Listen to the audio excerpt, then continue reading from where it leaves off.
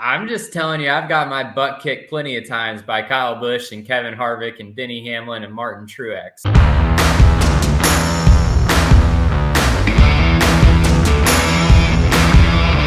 Freak Nation, good to get Christopher Bell back here in the Freak Nation as we go back to his Roval win in Charlotte. And you look at the setup of that race, Christopher, and it's a win and you're in. If you don't win, you're not in. Are you one of those cats that could put that aside while you're in the race car, or are you carrying that burden every lap, every turn? I got to win this race or I'm not in. Yeah, I mean, there's only so much that's in my hands as the race car driver, right? So, I go there and I try and do the best that I can and obviously put my best foot forward to try and win the race. But, it's the same every other week. It's not like I'm going to the other races and not trying my hardest. So, you just do the best you can. And this weekend, it worked out for us. My crew chief, Adam Stevens, made a great call.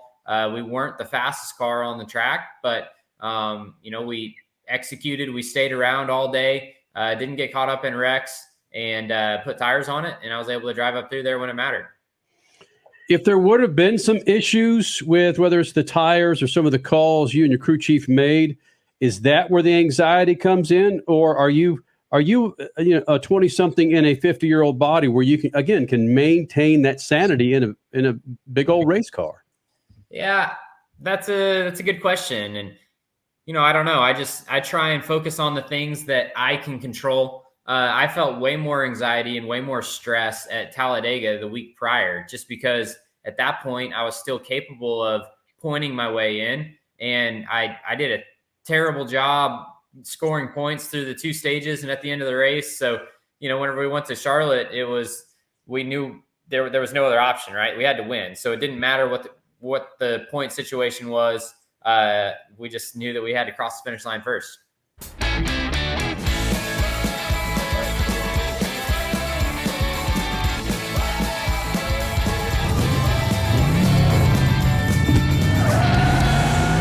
You do, General Tire delivers.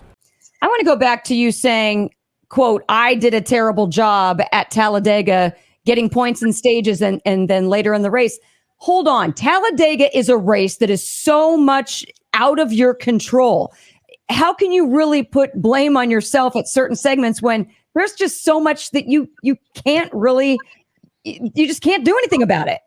Yeah, that is true. And, Talladega is it's very much a race that things are out of your control. But with that being said, there were a lot of guys that scored way more points than me, and their equipment was definitely not any better than mine. So, that's one thing that I just, try and focus on is doing the best I can and scoring the most points that I can on a weekly basis. And, there were other guys that scored points and I didn't. So ultimately I need to figure out why that was, what I needed to do differently and try and do a better job. All right. That's fair. Are you a fan of the way the tracks lay in this playoff format this year? And I guess it's pretty much similar to what it was last year. Yeah, I feel really, really good about the round of 8. And then the round of 12 was definitely one that scared me with Talladega and the Charlotte road course. So now that we made it through there, I'm feeling really good about the round of 8. So it was so funny because we left Texas, a track that I should have done really well at, and I expected to do really well at. We crashed and didn't get any points, but I was just down in the dumps. And, our mutual friend, Tony Merritt from Stanley Black & Decker, he's a really, really good sponsor to me. And, we built up a really good relationship, and he was on me hard about, man, we got this. Don't you worry about that. That's okay. And I'm over here in the dumps, like, our season's over. What are we going to do? And Tony kept pumping me up, and look what happened. Holy smokes. Wow. Christopher Bell, winner of the Charlotte Roval, Toyota driver. And I've been saying this all year that the young guys are coming up and knocking some of the old guys and the fuss budgets, knocking them back in the crowd a little bit. There's only 2 in the final 8 that have won a championship. So chances are there's going to be somebody new stepping to the plate. Might as well be you. But is there some separation between the young guys and the old guys who are complaining? Is that happening in the garage? I don't really see very much of the older guys complaining, really. Everyone, or I guess I shouldn't say more so than the young guys. I think we're all pretty across the board. We want the same things. We want to be able to put on the best races. We want to be able to drive safe race cars. And so, the older guys definitely have the bigger voices in the garage area just because they've been around a while and have the I'm going to say the most, experience and ability to talk to the stakeholders in the sport. Hey, Dad, what are you going to buy at the store today? I'm out of Lucas Oil fuel treatment, so let's jump in here and grab us some. Well, do they have the Lucas Oil parts cleaner and degreaser? I bet they do. Well, how about the Lucas Oil power steering fluid? They'll have that too. Even the octane booster? I won't be surprised if they do. My favorite red and tacky grease? Yes, they will, babe. Dad, when we're done, can we grab some candy? Deal, but you gotta share. Awesome! Lucas works. Christopher Bell, you ought to be an attorney instead of a race car driver. I don't think I'd be a very good attorney. You handled that as well as anybody in any courtroom I've ever heard. You really cleaned that up. Chances are you're going to run into some of those guys who are going to say, yeah, I heard you on SpeedFreaks, and you really cleaned it up really good. I'm going to say it for you. The young guys are kicking their butts, and they're not happy about it, and they're complaining whether you want to say it or not. They've got the paisley shirt and the plaid shorts and the white socks on the sandals, and they're into the yard grousing and get off of my championship. You get you guys out of the way. You really don't. You're going to sit there and tell me in your study with a smile on your face, the winner of the last race, you're going to tell me that doesn't happen in the garage anywhere?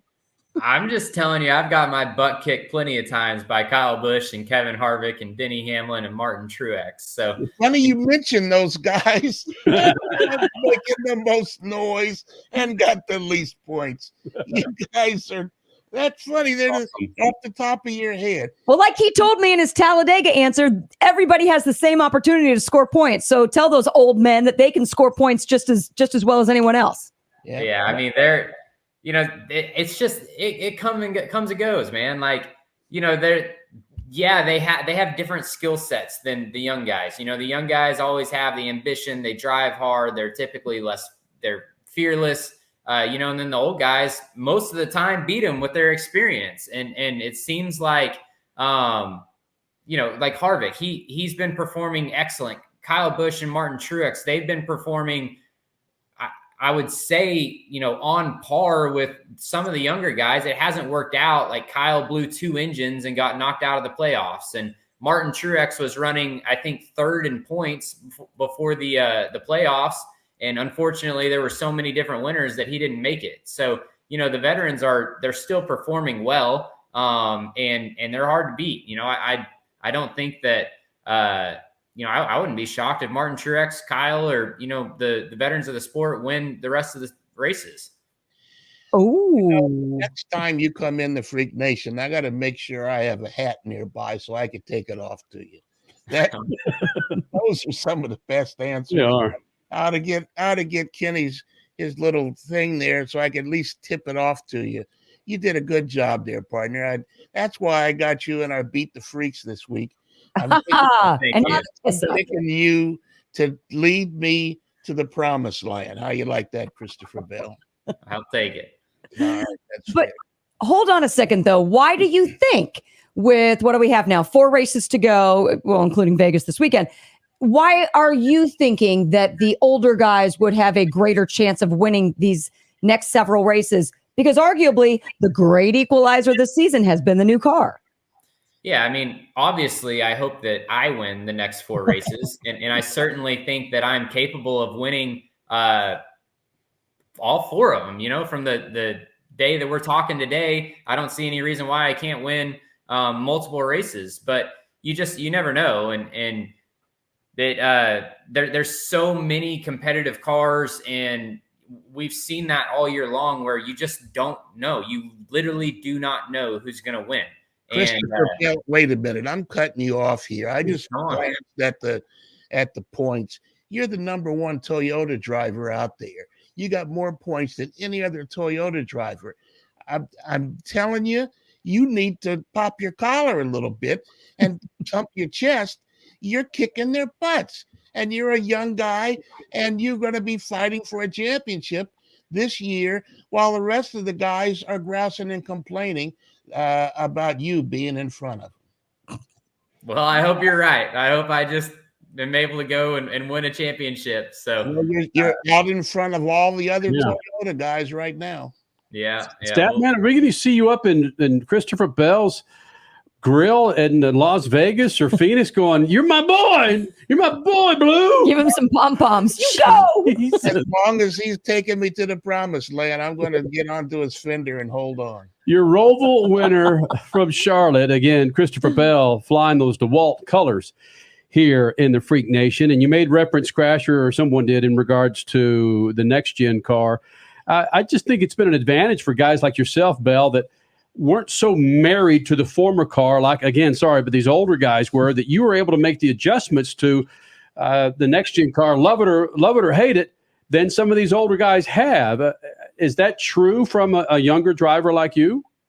So the only thing that I can say from my standpoint is this is the first year that I've been able to practice and qualify in the Cup Series. So I wholeheartedly believe that if I had practice and qualifying last year in the 20 car, I would have been on pace with my performance this year.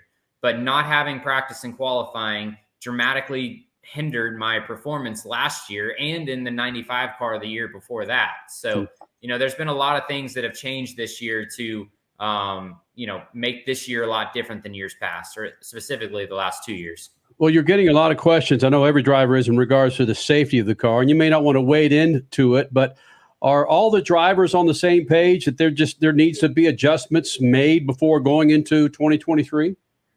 I mean, it would be nice for sure. It's everything hurts worse, whether it's a bunk draft at Talladega or a small crash, and knock on wood, I fortunately haven't had a big crash yet, but the small crashes certainly hurt worse. And, we just need to, it is what it is, right? We're not going to just not race if they say, hey, you know what, this is what we got. But I don't think NASCAR is going to do that. And I think they're going to continue to try and make the cars better. And certainly, we hope to see them directionally continue to get safer.